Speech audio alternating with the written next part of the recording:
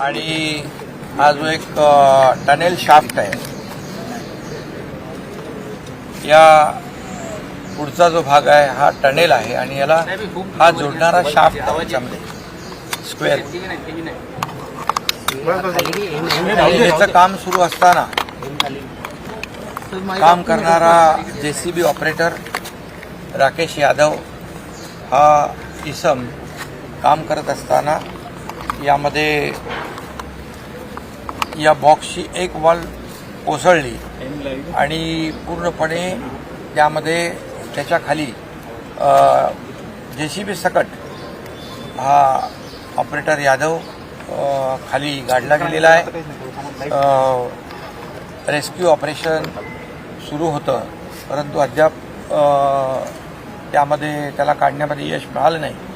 म्हणून आज आम्ही NDRFची टीम काम करत होती, SDRF करत होती, TDRF होती, लोकल ज्या रेस्क्यू टीम आहेत त्या काम करत होत्या.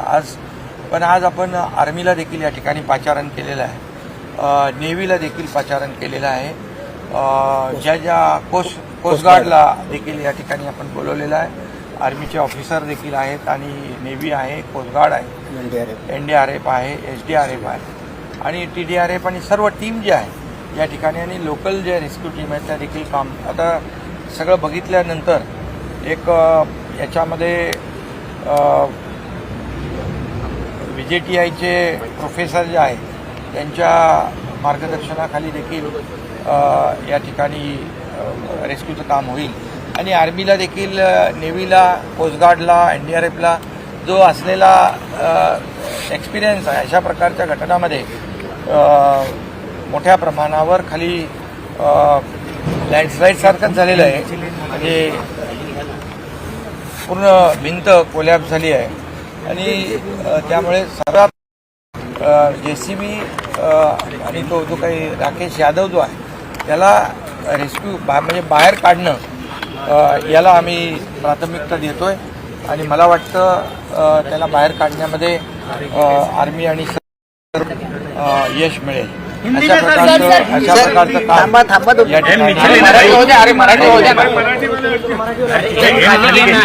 सर, किस प्रकार से ये घटना NDRF की टीम, TDRF की टीम जरा शांत रहा. दुर्घटना हुई है, ये दुर्भाग्यपूर्ण है.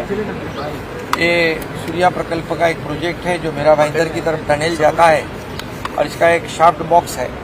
ये बॉक्स में जो काम कर रही थी जो राकेश यादव JCB ऑपरेटर, और काम करते हुए एक वॉल गिरने से पूरा मलबा नीचे आने से उसमें फंसा हुआ है. अब तक रेस्क्यू टीम ने काम किया मगर अभी तक JCB और राकेश यादव को हम लोग निकाल नहीं पाए और इसलिए आज आर्मी, NDRF यहाँ पर काम कर रही थी, SDRF काम कर रही थी, TDRF काम कर रही थी. आज आर्मी भी उनके साथ मदद अपने एडवांस इक्विपमेंट के साथ में यहाँ पर मौजूद है और मुझे विश्वास है कि उनके परिवार भी आए हुए हैं और मुझे विश्वास है कि ये जॉइंट एफर्ट्स लेने के बाद ये यादव जो है उनको हम रेस्क्यू करके बाहर निकाल सकते. सर, कुटुंबाला काय मदत नेमकी सरकारकडून करण्यात येणार आहे?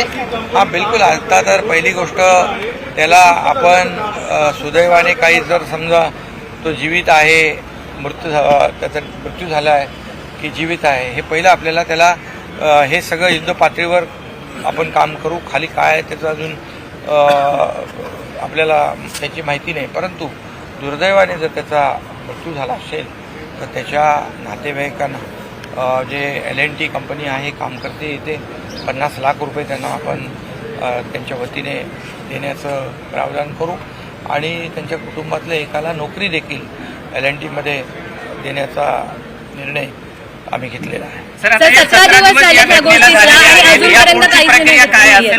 नाही, म्हणून आता जे काय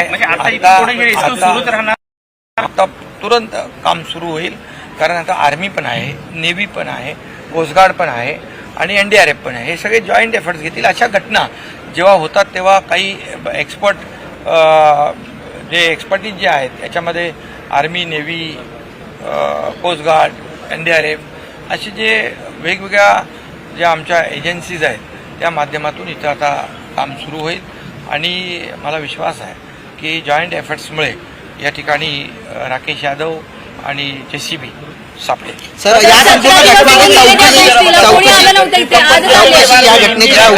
या घटनेची चौकशी आपण या घटनेची चौकशी VJTI चे प्रोफेसर बंबोले यांच्या मार्गदर्शनाखाली सुरू केलेली आहे आणि त्याची सर्व चौकशी होईल. का स्ट्रक्चर पडलं त्याचं जे काही आहे ते चौकशीमध्ये समोर येईल.